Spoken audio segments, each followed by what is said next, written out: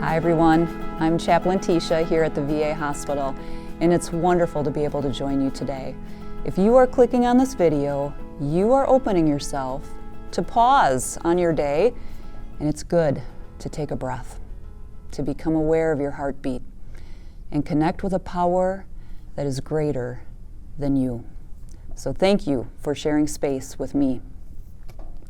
We are approaching the darkest night of the year outside, and for some of us, the darkness is lingering inside of us too, especially if we're journeying through grief or loss, or maybe longing for what was, or fearing what we cannot yet see.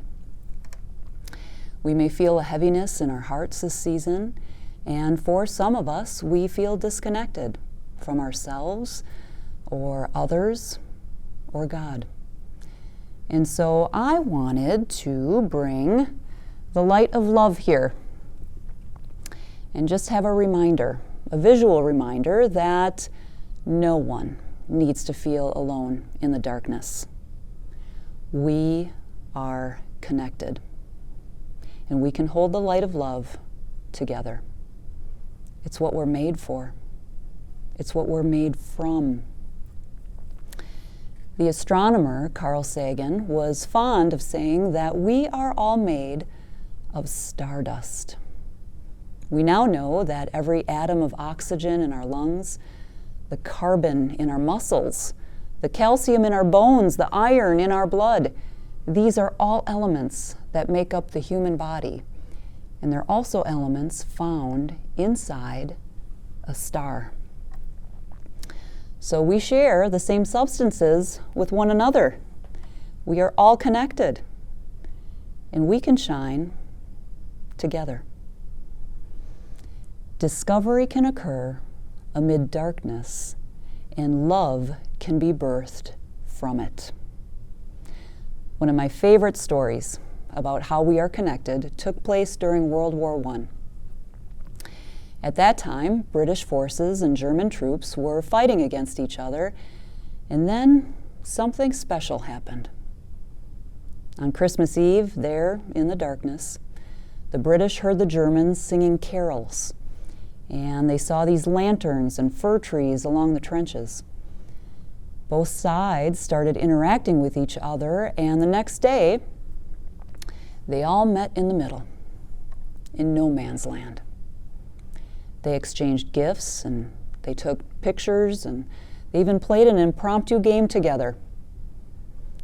When I think about this experience, my imagination wanders a little bit. I kind of wonder, what was it like for them to encounter one another, to see the light, the soul in another's eyes? How must it have felt to connect at a deeper level? Discovery can occur amid darkness, and love can be birthed from it.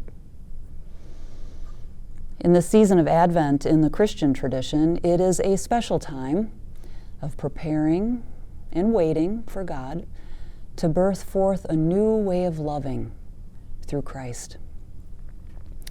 Christ loved, and Christ loved radically. He entered into no man's land, and it was a love that crossed borders and boundaries and transcended all with compassion and care and love. It was a love that was patient and kind, understanding, and never-ending. Christ showed us how to be like God, so that we, too, can birth forth a new way of loving and living and moving and having our being. It was love that became the guidepost for the human journey. So I wonder, as we all enter into the season, in what ways might you open to birth love into our world in need? Are there places like no man's land where you might open to be the light? To see the light, the soul, in another's eyes. to connect at a deeper level? And how might you open to receive this love for yourself? Love is the connection. So as I conclude with a final blessing here, I'm just going to invite you to take a breath in. You've entered into this space, and I salute you for doing so. Maybe connect with your heartbeat a little bit. Even put your hand over your heart if that feels comfortable and nourishing as you receive these words. In your hollowing of longing, may you experience a holy hovering, a grace of holding, birth forth for you, within you, through us all. And may you receive this love fully and carry it forward in all the ways that you can, to all the people you can, for all the good that you can.